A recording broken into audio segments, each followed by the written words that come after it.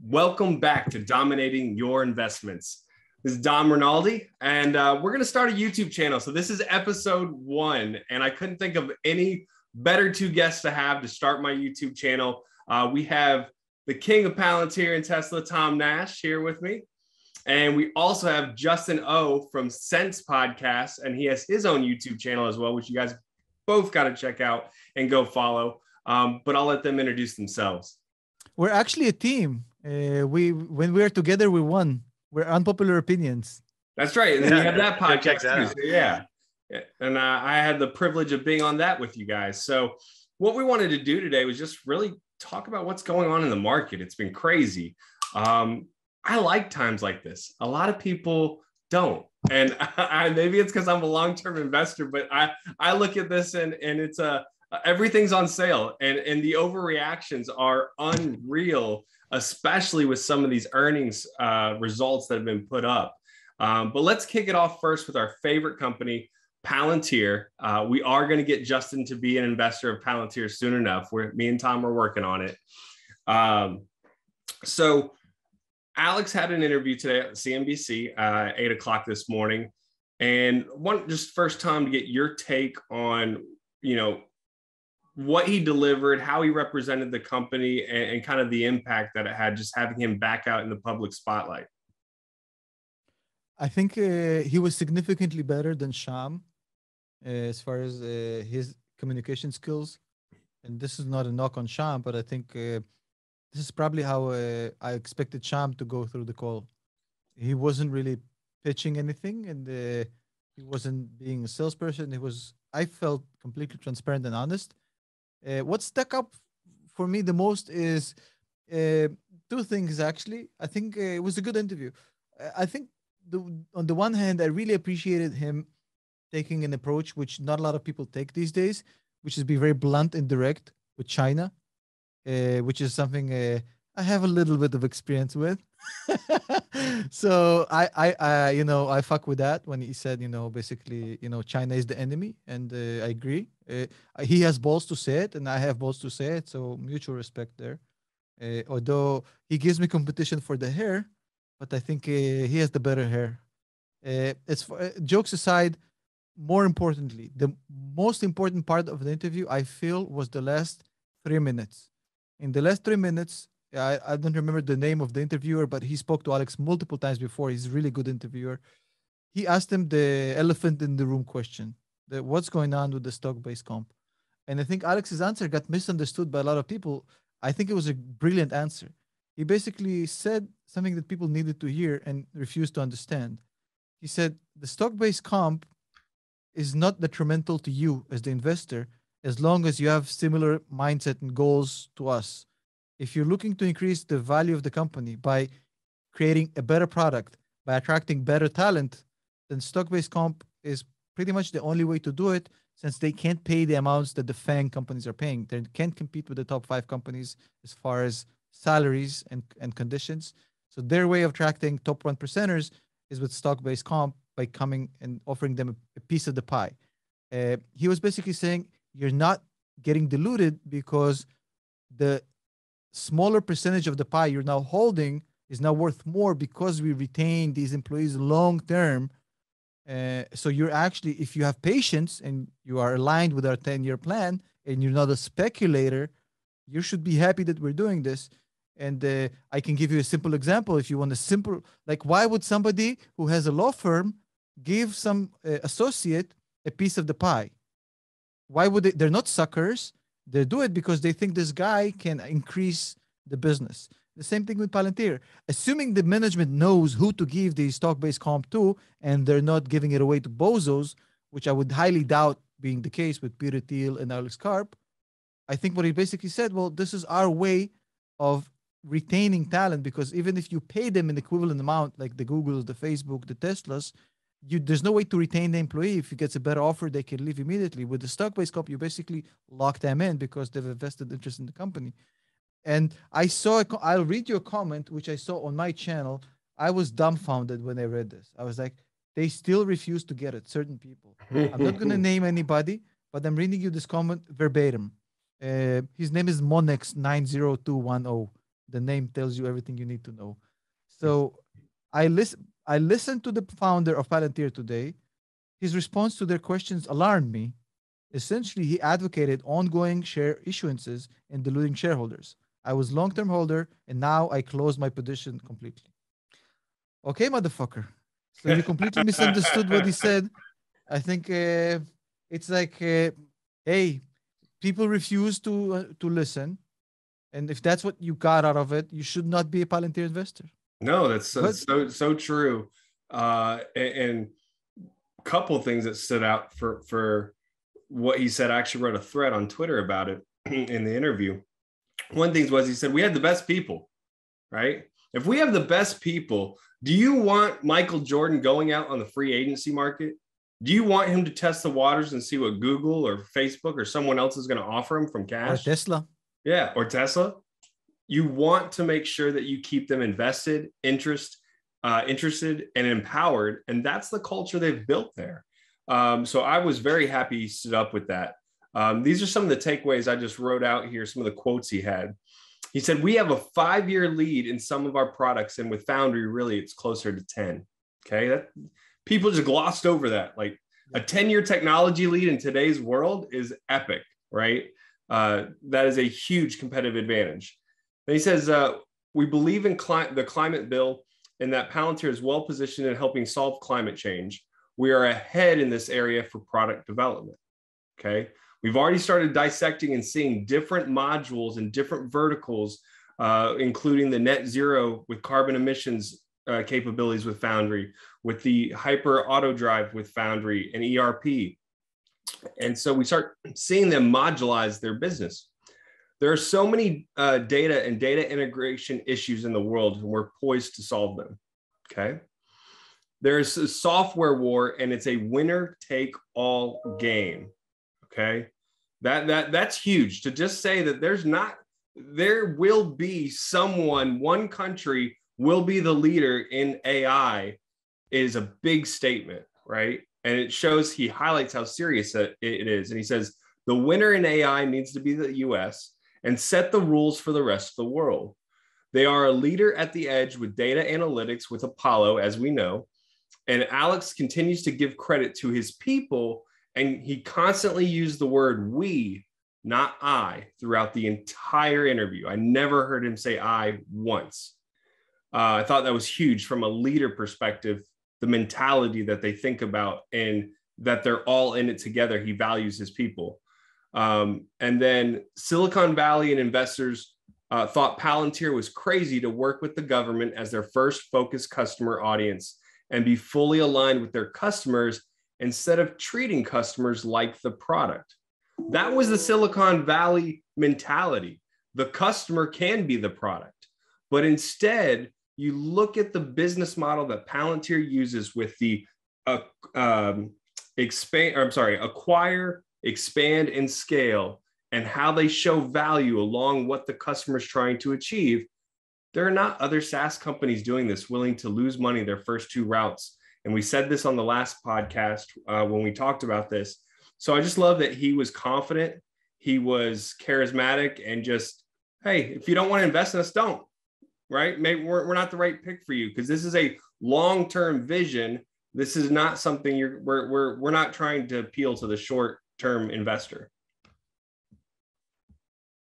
What are your thoughts, Justin? Yeah, no, I think that's all really great.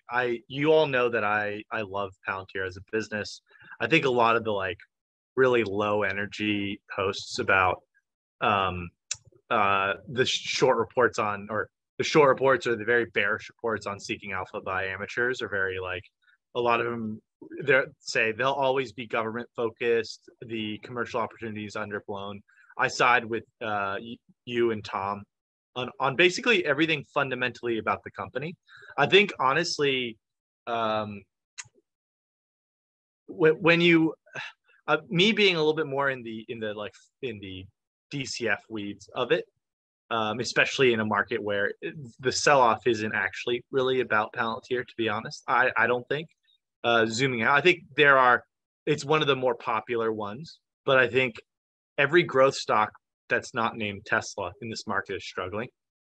And so if you just kind of think about it on a beta front, like Palantir isn't one of the biggest losers compared to some of these other higher flying, I would say they're even higher flying. Palantir, I believe, like with reasonable assumptions, can very much on a DCF basis get to be like, I can get it very easily to be fairly valued at $25 a share, with a very, very good discount rate, maybe like a 13% IRR.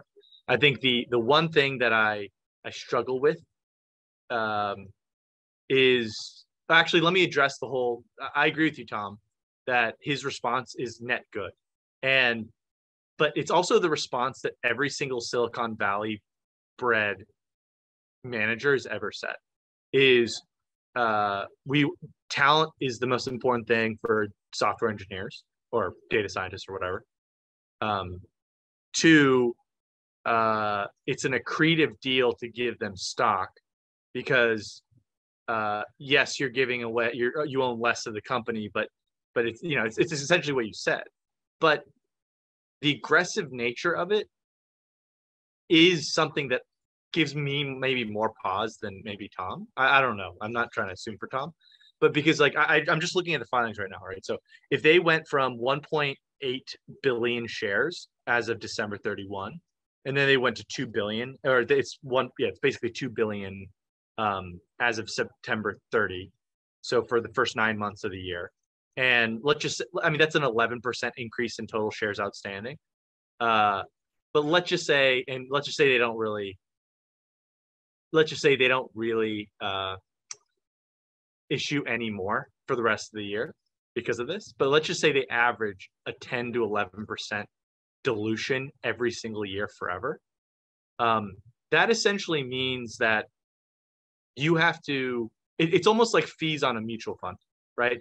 The bigger the fee every single year, the better the company has to do fundamentally to not only get a 10% return, but you need a 20% return to get a 10% return, because now you have to overcome the 10% dilution every single year. Now, I don't know. Usually as companies mature, they lower the percentage dilution. But I think that's the concern is like, hey, Alex, like, when are you going to lower this dilution like a normal company? Usually it's really high, right? If you're the CTO of a startup and you're a co-founder, you get maybe like 20% of the company. But if you're engineer number 200, you get like 0.01% of the company. And so there's a natural maturity curve of share dilution. So I just want to, like, just on a DCF, to talk to Tom about that. It's like, if the company is fairly valued at $20 a share, like my gut tells me it's probably a 15 to 20% IRR discount rate for an equity investor, like under reasonable assumptions, which is like, I'm wetting my lips, I want to buy. But then you have to subtract the 10% if they're going to dilute 10% forever. So is it really 15 to 20%, or is it 5 to 10? And that's why do you assume a 10% dilution forever? No, I don't know. I think that's what the market is confused about. Are they going to dilute 10% a year forever, or will that scale down? How old is Palantir? Like, what's the maturity stage in which it's at right now? Well, it's 14 years old. Wrong. Do we have a buzzer, Ronaldo? Yeah, no. Yeah. I'm being facetious. I am here to play a little again with the facetious bullshit. I don't know what facetious is. We spoke about this. Okay. I'm Russian. So they had $1 billion. They had $1 billion in rev back in 2016. No. Let me explain. And they had $1 billion in rev in 2020. So I agree with you. They haven't. I have reason to believe that they. No, but how old are they? How old is Palantir really? 18 years old. Well, that's also, I disagree with both of you. Yes, well, that's the one I was getting at. So Foundry started as a side project, I believe, with Airbus. They came out and basically Airbus said, well, can you build a similar tool that you built to the government for us? And they basically said, okay, we can try. And this started in 2015. Up until 2015, there was no commercial Palantir. It was a strictly government contractor. So we're talking about a 5-6 year company old. It's pretty much a startup. Now, and I actually, so I'm not going to say why, but I've someone on my team knows something, I actually think it might technically be earlier, because I think they were purposely not focusing on growth from 16 to 20. So Okay. I'm just backing you up even more. Yeah, like, yeah. I think they're in that startup phase. I agree with you. What I think the mistake that most analysts do, and a lot of retail investors get dragged into this, is looking at Palantir as a one single entity, because legally it is, but you're talking about a company that has two completely separate divisions. One that's 18 years old and is very highly positioned inside a government contractor business, and one that is fairly young, which is about one third of the age of the government business. And that place is the place where they actually need salespeople. That place they actually need developers, engineers, and that is the origin of the high stock-based comp. So when you look at this as an analyst, you're saying, well, this 18-year-old company is giving out so much SBC, don't make no sense. But this is essentially a startup. You have to understand. So I have no problem with stock-based comp. I don't think it continues at 10% a year. I think the main problem with stock-based comp is not specifically, I don't think they dilute at 10% per year, like forever. Even if you go with 10% a year, one of the things that I have that's high. That's high long term. That's a lot, man. That's a lot. No. I get it. But I have a different proposition here. I think that my main concern would be, we have no way of knowing whether this SBC is flowing to the right place. So the main assumption is this SBC actually going to the right people? That's the concern. So and then it's basically a question of how much do you trust Alex and Peter to put the money in the right hands. And I agree this is a standard answer, because it's pretty much the only way of a startup of competing with the big boys. But will it always be like that? I think people lack imagination. It's not always going to be like that, because the revenue is not going to be just a revenue company growing at 30%. If they only grow at 30% per year, this is not a $1 trillion company long term. Okay. They are going to keep expanding and getting way more customers. If they grow for 30% a year for the next decade, they're going to make you a shit ton of money, even based on this assumption, bro. Well, yeah. Well, let's layer in the Valvo, right? So you're buying in at 20 times revs. So like there's a whole third prong like to it. But I mean, you know me, like especially at 20 now, I'm just like wondering like what's holding you up. Like after watching that Palantir video that you and Grace put together, I'm like, oh my God, that's probably one of the best ones that I've seen out there, along with of course Tom's. But like you laid the whole history, you laid all the bear cases and bull case. Like what's holding it up? Like now it's at like almost near all-time lows for the last 52 weeks. Honestly, it's the inertia of my own portfolio. So like we already deeply covered like Zillow, right? And we were bigger on Zillow. Zillow had something that like I believe like a lot of hedge funds got caught into, like quitting iBuying. And then I think like on a DCF, it's really hard to see how Zillow isn't a 40% undervalued stock fundamentally too. So it isn't that I really like Palantir.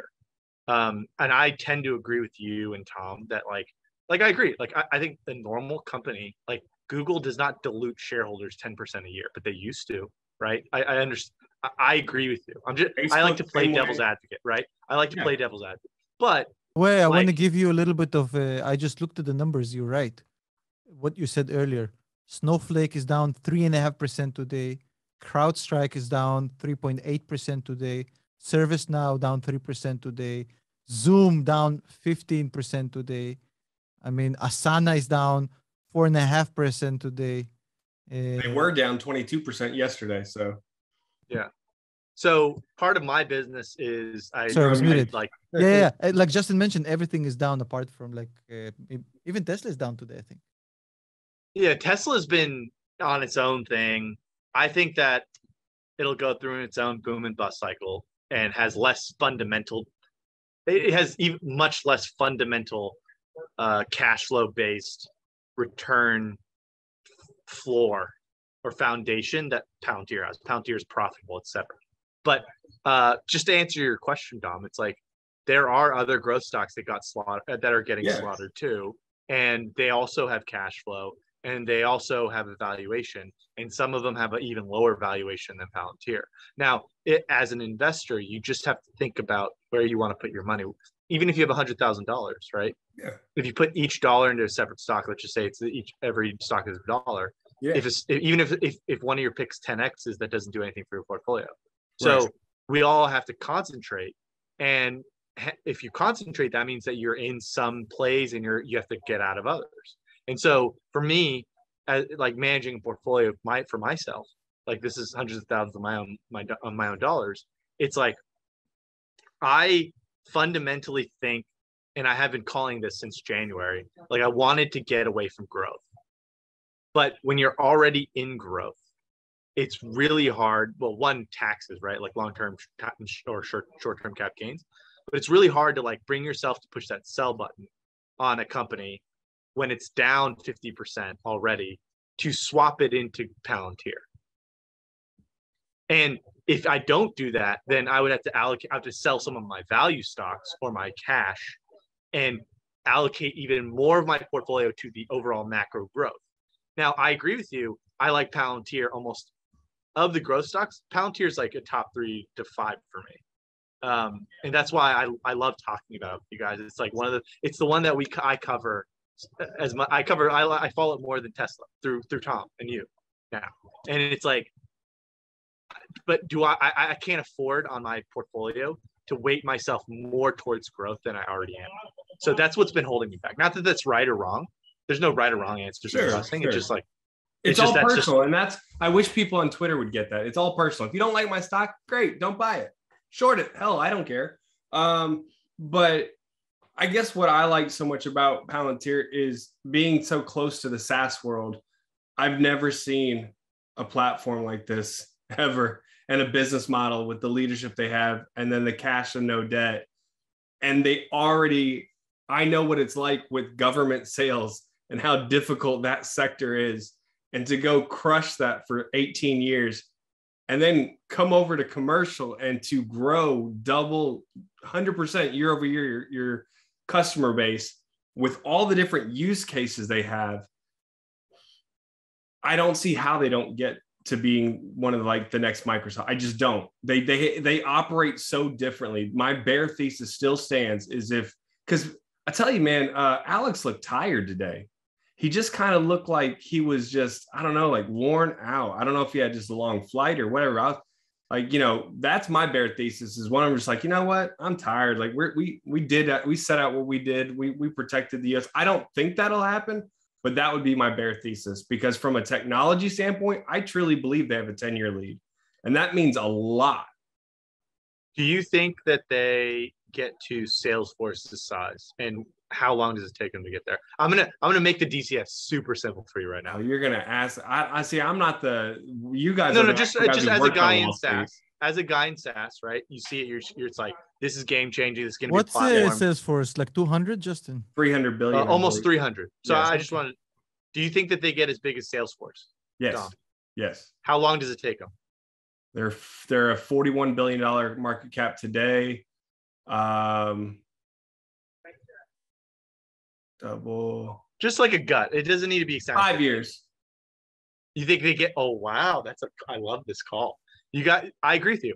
If you're right about this one thing, then screw stock-based. It's all good. It won't matter. It won't matter. That's exactly right. That's my point. I've never heard him curse. This is the first time in months I heard him say. There you go. I use it for emphasis, Tom. I don't like to dilute myself too much. But like, if that's the case in 5 to 10 years, then you're talking about 8xing, right? 7 to 8xing. Mm-hmm. Then you don't need to worry about stock-based comp. And I'm not. Like right now, to me, this is where I feel like the people are getting weeded out. And I lost this because I wasn't following Tesla like everyone else in the world. And for that 5-year period when no one was paying attention to Tesla, complaining, saying they're going to go under, I feel like we're in that waiting period of where, okay, we get to $20, maybe we get to $30. Oh, we got to $40. But the true growth will be like a light switch when people get it. and you will see the institutional money start flowing in. And you already have seen the money that has gone up. People haven't really paid attention that it's the same investors. It's the same firms that have just piled on more money because they have more conviction. And they have 32% institutional investment. But I was really happy that he showed his face, that, you know, I want to see more of him than anyone else, because he is the face of the company. And I just think people lack imagination with new products. What's to stop them from making other stuff? They have the smartest people there. Like, I just think they're playing Go and we're playing chess or checkers, you know? So you're not going to see everything all at once, but as long as they're still doubling and growing their free cash flow and growing their revenues over 30%, I'm happy. I just want to keep seeing that customer. I'm looking at their institutional. Vanguard is 2.6 billion, BlackRock 2 billion, ARK 800 million, Morgan Stanley 372, Nikko another 370.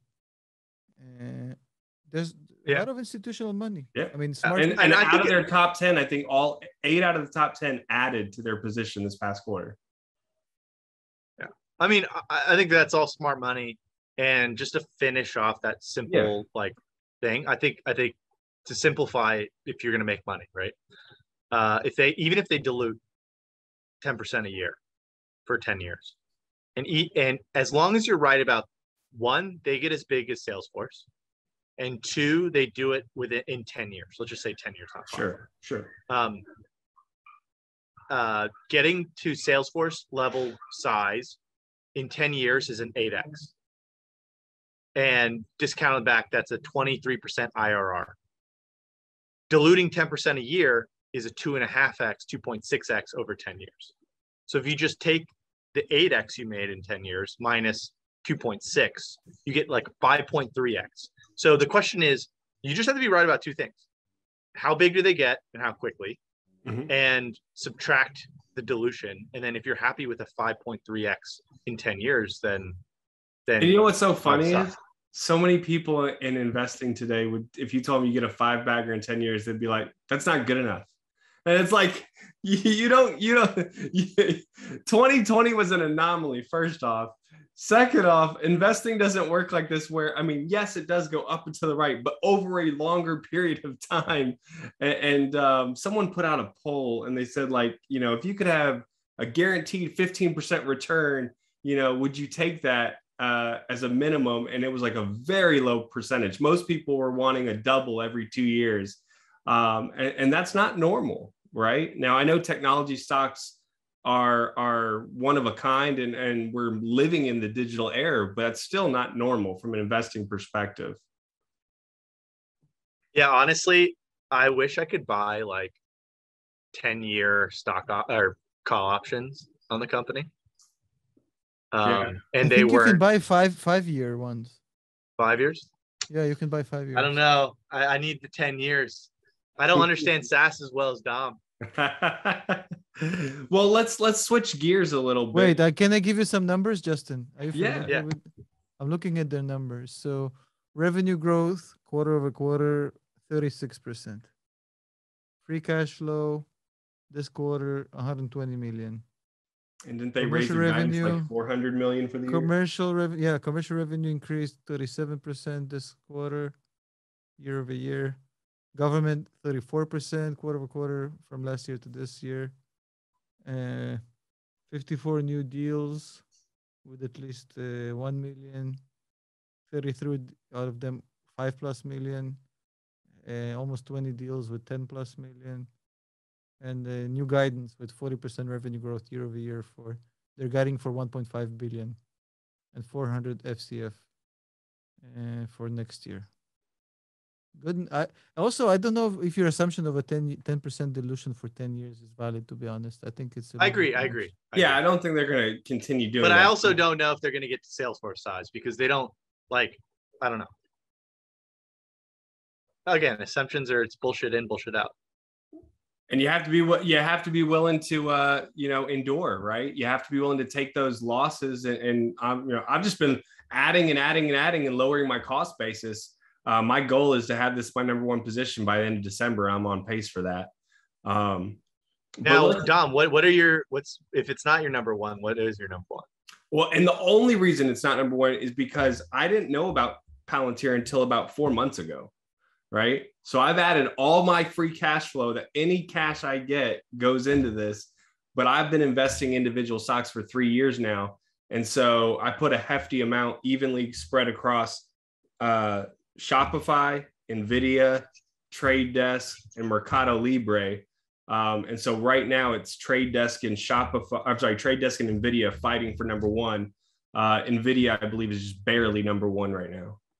Yeah, NVIDIA's been killing it. Yeah. And that's a $2 trillion company market cap in the future. That's my second favorite company to invest in. I can tell you some it's not private information, but I have friends who work for NVIDIA. They all aggressively max out their stock option purchasing. They're all and they've been doing this for a long time, and every single one of them independently is talking about how insanely good this company is and how they're never leaving. The culture he has built there, and you look at how many awards they've won and top CEOs, it's like a 4.6 on Glassdoor. They've been top employer place to work for in tech for the last 7 years. Even just watching how Jensen talks about his people, he just was on Jim Cramer last night, and he didn't talk about anything that he had built or the technology. He said why NVIDIA is so successful is because we have some of the smartest people, most dedicated people that are all in. They come in, they wake up, he said, and I love how he said, we're working on a whole bunch of new ideas that we haven't even talked about at GTC, but we can only do 3 each year and what we prioritize. And I said this, if you go back and look at my Pounding the Table YouTube video back last April on the GTC conference, that was 2 of them ago, I said, this is going to be a $2 trillion market cap because they are redefining compute as a platform. This is not a hardware company. Anyone who thinks it's like calling Tesla a car company. People who don't understand what they're building in the ecosystem that they have, they are providing data center compute at the edge and in the cloud like it's never been done before. And I work in that world, so I know we have a partnership with them. We actually have, VMware's partnered with them from an AI perspective. And they're also, would you say that they're a monopoly in the hardware business? Who else makes graphic accelerators? Yeah, AMD does. AMD does. They've run away. Yeah. So, and I own shares of AMD. Technically I don't yet because my Xilinx shares haven't moved over to AMD. What's the competitor for the 3080 from the AMD side? The RTX 3080. What's the comparable from AMD? I couldn't even tell you. Look that up. I actually don't know. Yeah. Because the 3080 is an industry standard. If you're buying a new computer, everybody wants the 3080. It's that's why I say it's like a monopoly. It's with processors, AMD have it's become the standard. It's the Radeon RX 6800. Oh, it's good. Yeah. Okay, it's decent. Yeah, they're comparable. Okay. Yeah, they've always been comparable. AMD's gone through almost bankruptcy types of situations, and Lisa's just done So the biggest piece of that story is that they're eating Intel's lunch on the data center side. Correct. Right. And so I actually don't think that they are competitors on the retail front. When look at that sick computer Tom has. When he's building something like that. By the way, I have 3 computers on this desk. One is an older one, so it has a 2080. But I have an a Razer Blade 15 Advanced, which is pretty much the most expensive small laptop you can buy right now. It has a 3080 for laptops, and behind me there's a Lenovo Legion T9, has a desktop, huge one, but a 30. So I have 3 NVIDIA products on my desk right now. Without even blinking. But Dom, wouldn't you say that the success of NVIDIA's stock? I don't think the biggest driver is actually consumer GPUs anymore. No. I'm not invested in them for what their top revenue mixes are right now. I invested in them and loaded up the boat when and added more to the boat when they talked about what they're doing with AI and natural language processing. I don't know if you watched the GTC conference this past November, but I've never seen anything like this before. They created a mini Jensen Huang avatar that was fully functional with AI to have a full conversation back and forth with 3 data scientists. And they were asking this little 3D animation avatar in the Omniverse questions about real world scenarios and things that you'd have to do mathematically. And it was having a conversation, if then, and then this, and it was giving full, it could read tone of voice and everything else. Like they said, with their NVIDIA drive system, you tell it, turn it down, right? In order to say the A word, tell her to turn it down in our devices in our home. You have to ask, say the name, and you have to tell exactly, turn the volume down. He's talking about natural language processing, knowing and identifying. When you just say turn the volume down or turn it down, it knows that you're irritated and to turn the volume down in your car. And that's what you mean. Like what they're doing in conversational AI is definitely going to be a big play in so many different areas. And then when I saw the Omniverse, their first use case with BMW saved 30% on creation of their actual real factories because of the digital twins they built in the Omniverse. And when I saw that, I was just like, they're going to have so many more customers using this. They only had a few. They went from a few to 25,000 quarter over quarter. I could talk all day about NVIDIA, but we can talk about something else. By the way, VMware beat earnings today. We did. I can't say much. I don't know what I'm allowed to say and what I'm not allowed to say, but it's all public. I just knowledge. wanted to talk, it's public info, but don't say more. But 18 cents per share and beat revenue. So yeah, a beat on everything. A beat on revenue, beat on pretty much EPS, everything. Good job. Thank you for all 30,000 employees. But no. I think what's so interesting about this week and these past 2 weeks, like this is me growing as an investor, is like I've been excited about it. Like everyone's like on FinTwit, you see people not posting anything or houses on fire, the GIFs and everything else. And it's like I get to go and do research and be like, okay, what am I truly going to buy besides Palantir and load up? And I actually loaded up and doubled my position in Magnite. I saw how low it was trading and I was like, I got lucky with that one. I got it at $5 a share and it went all the way up to 60. And then it went all the way back down to $19 just recently. But when I looked at it further and saw all the partnerships they had with Disney and Disney Hulu and all the different streaming plays, Discovery, and then how their but they're not foe, but trade desks on the demand side of the platform, demand side ads said that there are a phenomenal sell side platform, and they are going to be the ones to win at the edge from a sell side perspective. And just how they talk so well and highly of each other, and they partnered together. That was all I needed to know, because from a valuation standpoint, they are $2.7 billion, and Trade Desk is $47 billion. And I forget what the revenue differences were, but it didn't add up to be that big of a vast difference. And you look at their revenue growing 100% year over year plus, and they continue to make smart acquisitions and build synergies very similar to Digital Turbine. I don't know if you guys have ever heard of that one. That one's also profitable, very strategic in how they make their it's all about an ecosystem. Like my favorite stocks all have an ecosystem. They understand Peter Thiel's flywheel effect of how you go about building a business and retaining customers and expanding in a SaaS model. Are any of you guys familiar with Magnite at all? Yeah, so we did it at my research shop at acouplescents.com. We did a deep dive on like the ad tech space. We own one based on valuation. It's done really well. Starts with a P. Probably not the one you think of though. I know that.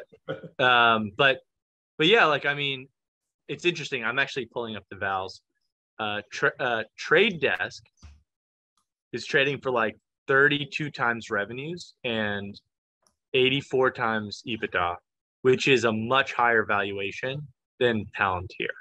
So I think that one looks very extended. Just, I mean, you kind of compare the two. I would probably it ran up so high, so quick. Yeah, and I think like for me, it's like what trend can you be super confident about? I think all three of us can be super confident about Palantir being 10 light years ahead of the competition on a breakthrough B2B solution. Like I think demand for ads is just less predictable on a 5 to 10 year view. I mean, that's why I do a basket approach, just because. Yeah, so you own Trade Desk, but I will say Magnite now looks trading at 17 times EBITDA. It looks really interesting. Yeah, they got almost 60% gross margins. The only thing that people are scared off about is the debt to equity ratio, but with their free cash flow they're generating, they'll get over that, right? They've made some recent acquisitions, but considering that I know it's gone to $65 and it's at 19, and they're growing so rapidly on revenue and partnerships. They just made a partnership with Fubo TV, to exclusive partnership to be their sell side platform, and everyone always goes crazy about Fubo and all these other streaming ones. I just think that like they're the independent leader and they're a global company on the sell side. There has to be someone on the sell side and there has to be someone on the demand side. So just by default, there sounds like a pretty good deal. Justin, you okay? I think he has issues with the computer. Okay. No worries. So, and they're forecast to grow revenue at 25% per year. I know a lot of people get anxious, like that's not big enough, but that's really good in a company growing at the revenues that they're growing at 25% consistently. And they have an ROE for the next 3 years projected at 17%. So it's interesting how people want their cake and to eat it too in this market. But those are the ones that can't stay in the market long enough when they go through days like this. Like I bought a crap load of Zoom today and people laughed at me and they're like, it could go even lower. And I was like, if it goes lower, it goes lower, I add. But show me a company that has nearly 28% net profit margin, generating $1 billion of free cash flow quarterly, no debt. And the leadership team with Eric Yuan and what they have and a product comparison, I think we're using it now. Yeah. There was some talk about Microsoft Teams was supposed to take over on the B2B side, but I haven't really encountered. Have you guys had any experience with Microsoft Teams? Oh yeah, I have to use all of it, and whoever sets up a Teams meeting instead of Zoom gets yelled at because Zoom is so much easier. It's straight to the point. It's more reliable. It's just easier. And what I click one link to get to this meeting. Literally, there's no passwords. There's no nothing. No. And it's secure. They fixed their security issues. They owned up to it. They're growing their phone business 100% year over year on their Zoom phone product. And what people lack in this world is imagination. Like I don't see Zoom I don't even see them being called Zoom Video anymore. I see them calling Zoom Communications, and it will be the communications type of company that not only does voice and video, but it will also, in our smart cars and all these other devices and edge computing and things of that nature.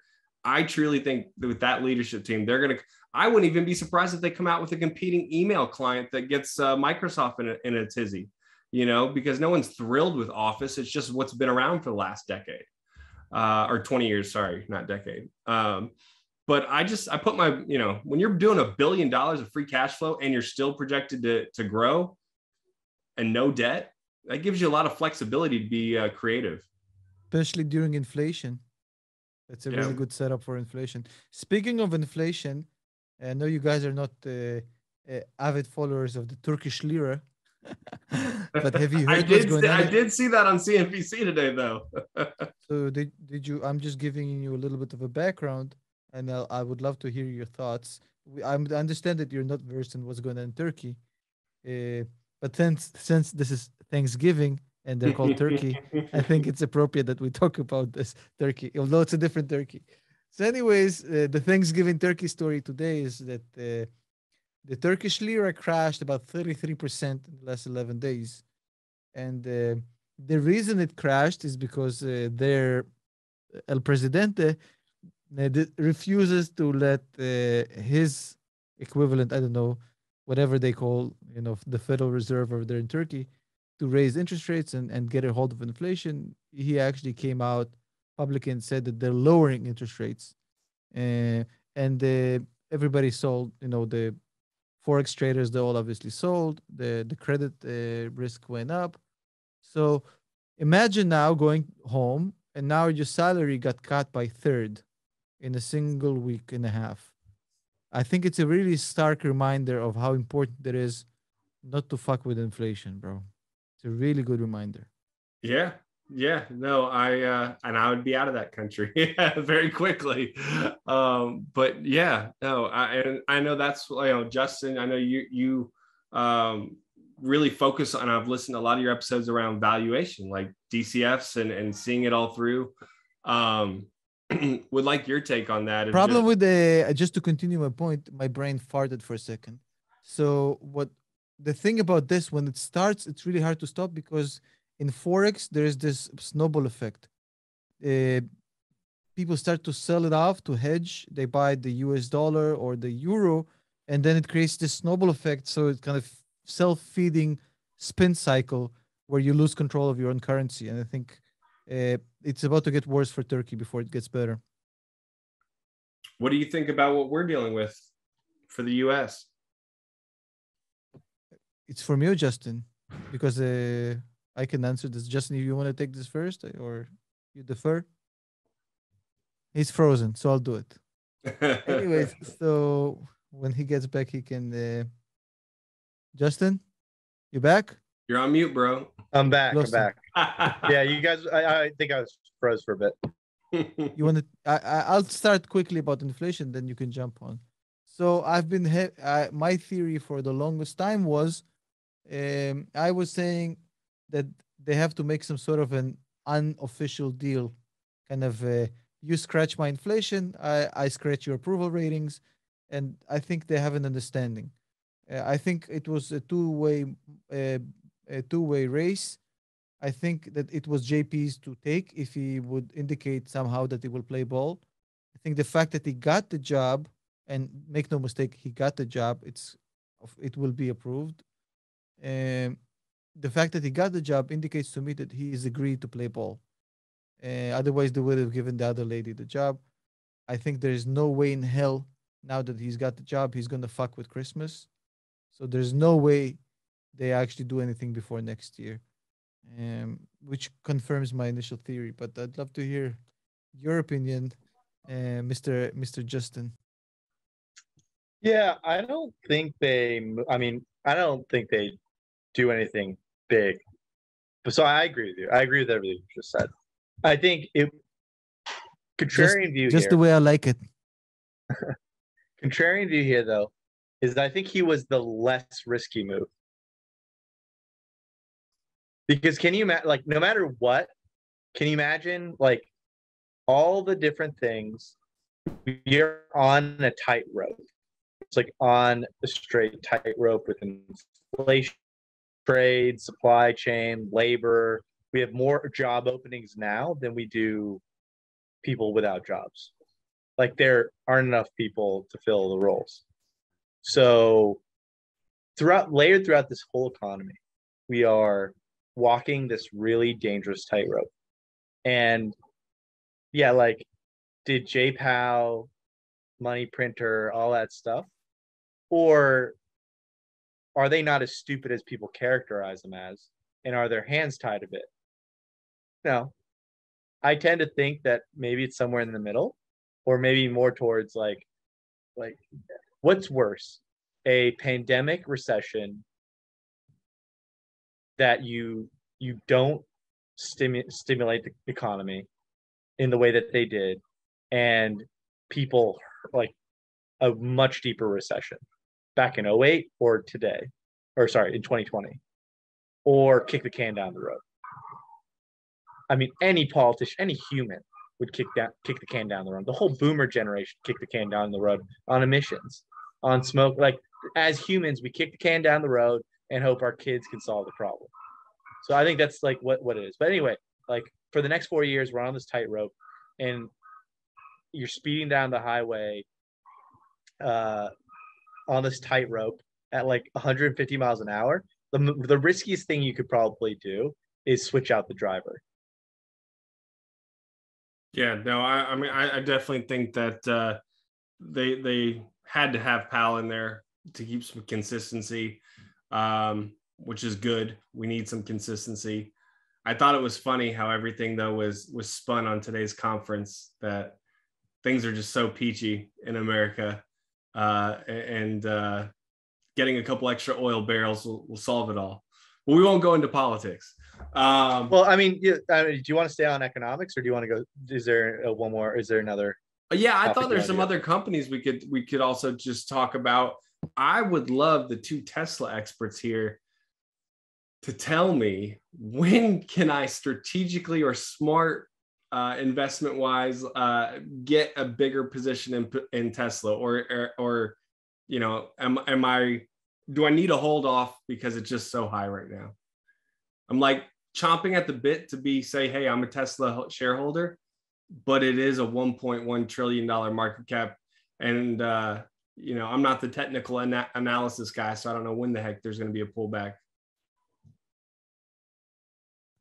My answer is really simple. I love Tesla. I'm a Tesla fanboy, which is why there are so many other holders of the stock. But if you, because an investor is investing because of year 2040, not 2025, not even 2030. They're really investing for cash flows in 2040. You can make that number as big or as small as you want, and it's all anybody's guess, because no one could have, I mean, like, right, you fast forward 20 years, like nobody, like just no one's gonna predict. It's really monkeys at a dartboard kind of thing. And so it's really about sentiment. And I'm not in the business, I don't know about Tom, but I'm not in the business of investing behind sentiment. The worst thing you can do. I can't emotions. Go ahead, Tom. I can't predict it. I can't predict sentiment, so I don't play that game. Some people play crowd psychology and they get it. It's really tough. I think I had the professor. So I had a professor, a finance professor, and he had this theory that, you know, did you hear this theory? It's called the drunk man theory of trying to time the stock market. Did you ever hear this? He basically said that, like, when you try to time emotional sentiment of the market and to time it, it's like writing an algorithm to precisely predict when the next step of a drunk person wobbling down the street would be every time. It's so random, you can't predict it. So what I'm hearing is you guys are investors on valuation and wait for that opportunity, because there's going to be opportunities. You just got to sit back and wait. Sometimes you can get sucked up into, you know, that's one that I've always missed. And I'm like, man, I just want to be a shareholder. I believe in what he's trying to do. I don't think it's just a car company. I think that there's a lot more optionality that Tesla will show, and why it's the beast it is and not what people say it is. And that all these other car manufacturers are going to catch it, because it's so much more than a car company. Even as a car company, they're killing it. Look, just came out today. They just spent $1 billion on Gigafactory Texas, and it's supposed to be done by the end of the year. Imagine the capacity that they have. And they're the only ones that have the vertical integration, right? Or does Lucid also have vertical integration and build? Come on, Lucid. Fuck. Hey, I just had to ask. Lucid. No, yeah, they're the only ones, really. No, anything, like, to be honest, and that kind of ties together the previous discussion that we had. The only real pure EV competitor I give respect to in this current market is actually Rivian, even though they're insanely overvalued. They are the only ones where I can look and say, okay, in 10 years, they're going to be a beast in this market because they're the only ones who actually poached good talent from Tesla. Like, unlike the other, like Lordstown Motors, Workhorse, Lucid, like Rivian actually have some smart people there, bro. They've gotten some good talent. So insanely overvalued, but I mean, look, the car they put out, phenomenal. That truck is really nice. They can really, because they got the talent. I don't think Lucid has the talent. Go ahead, Dom. I was just gonna say, like, what were your thoughts when they pulled? Was it Ford that pulled away? Yeah, Ford pulled away from them and said, "We're gonna do our own thing." I thought that was interesting in that they did have 12% ownership, and then they said, "We're gonna do our own thing." But Amazon does have 20% share already, and obviously they can always up that share. Ford, obviously, it's for me. I did a video about this, basically trying to guess the mindset of Jim Farley, why he would do this now. And I said in the video, I think if he's doing it now, he's losing good PR, because what happened right now is that this little startup they invested in is now worth more than Ford. So why would you want to pull away from this deal just for the PR value? It's worthwhile you to stay in it. So I said in the video, if he's pulling away now, it means that he thinks it's trash and he thinks it's about to implode, and he doesn't want any of the mess hitting his shoes. Now, when I say trash, I don't mean the company. And I think a lot of people misunderstood this. They thought I was bashing the company. He's talking about the valuation. So Rivian has gotten to this insane valuation, and there's an eventual pullback coming.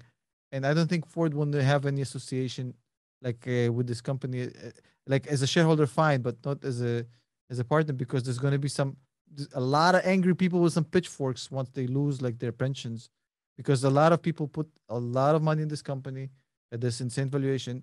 The company is phenomenal, but it's going to pull back. And I think he pulled away because he's saying, well, we don't want nothing to do with that. Don't blame us. But would you guys even, okay, let's say Rivian's valuation had a normal one. Would you guys also invest in that? I mean, do you get excited about that? Because the way I look at Tesla so much different than Rivian. Yeah, so the only trade I would do that I would consider is long Tesla, short Rivian. And pair trade it dollar for dollar. That makes sense. It's kind of a no-brainer, right? Because you know exactly where it's headed. Yeah, that's a good trade. I was just saying, because the EV, everyone's talking about EVs, and it doesn't excite me. I feel like there's so much better businesses that have. No, but the company is actually good, Dom. You have to separate the company from the stock here. It's completely berserk. Fair. That's fair. That's fair. They're a good young company, young team. They're actually putting trucks on the road. They have this financial support from Amazon. They have the orders, real orders, not Lordstown orders. It's a young startup, but to put 130 billion price tag on it, it's like Anthony Bennett, the guy who went #1 in the NBA draft and never played a game, I think, from Canada. It's just not fair. He might have been a really good NBA player. Once you put that tag on you, it's really problematic. Hey, Dom, think about it like this. I'm in back to this. I'm just adding to Tom's. Sure. Would you rather buy, if you were, let's say you were Jeff Bezos, right? You had actually even Jeff Bezos, but let's just say you're a trillionaire. Yeah. Would you rather buy one Rivian? Would you rather buy the whole company of Rivian today? Or would you buy all of Palantir plus all of Trade Desk? I mean, I would definitely do all of Palantir and all of Trade Desk. But that's the valuation. 108 billion valuation for Rivian. And then that valuation is stupid. Palantir is worth 40 today. Yeah. So you could buy 2.5 Palantirs for the price of a Rivian, right? Like at a certain point, you got to boil it down to like, man, you go to a bagel store. Well, I'm just thinking and the poppy seed bagel is like $10, or you get like every 2.5 everything bagels for $4 each. Yeah, I mean, I just don't get excited about companies that have not high gross margins and low OPEX and efficiencies that I know can scale And more importantly, optionality. Actually, one of the companies I saw you tweet about is one of my favorite. It's in my top 10, Sea Limited. Like, it's a monster. It's a beast. And they say it's a 3-headed monster, but it's really like 6 or 7. Like, this company has followed what Steve Jobs, Forrest Li, the CEO, has followed what Steve Jobs has done his whole career, and is one of his mentors, and has followed Bezos in that business model. And yes, they only have this one video game that's making all this free cash flow with Free Fire, but they've turned it into a cult-like culture that is very similar to like World of Warcraft. World of Warcraft had been around for 20 years. And they are taking that and now driving e-commerce business all over the world. And then the next arm of that is their fintech, incorporating in that all in their gaming and everything else. And then, oh, by the way, they have an investment arm, and then they have a AI piece of the company called CAI. And then they also have food delivery. So you look at, it's almost like they're trying to build this super app. And I like this idea of a super app in our culture, because we do just want simplicity. You know, when I go out, I want to just have one digital app that have my payments, my everything that I need, communication, and kind of like that bundle approach. I definitely see that company changing gears here on Sea Limited. I definitely see that company also being a force to be reckoned with long term. Tom, do you follow it at all? I'm not a fan, neither not a hater, since I'm not familiar with the company enough. But I do. I have a hard finish. You guys can continue without me, but I have to jump off 6 minutes ago. I'm so sorry. No problem. I enjoyed this. So you guys can. Yeah, we've been going for over an hour, man. Yeah. Yeah. Oh, it's just, it feels short because it was such a flowing conversation. But, yeah. Well, tell our listeners where they can follow both of you guys on YouTube and Twitter, please, because I want to make sure everyone's following you guys. You can follow me on VladimirPutin.com. I hang out there most of the time. I am Tom Nash on Twitter, and just Google Palantir or Tom Nash and you'll see him on there. And Justin, do you want to keep talking, or you got to bounce too? I probably have to bounce. I got okay, no worries. Give your plug, with man. The band, but you can find me at a couple cents almost everywhere. And I'm telling you guys, you have to listen to their podcasts and their YouTube channels. You get different perspectives on different stocks and just the market, but these guys have been successful. They're long-term investors. They've both worked in Wall Street. So if you are passionate about investing and beating the market, got to go check out their channel and start listening. Guys, it's been a pleasure. You can clip it in 5 years. If we stay on this, the podcast is going to make our channels look like a fucking kiddie play, bro. It's going to be huge. Well, this is episode 1 of dominating your investments. So remember, it's never too late to dominate your investments. I'll talk to you guys later. Bye.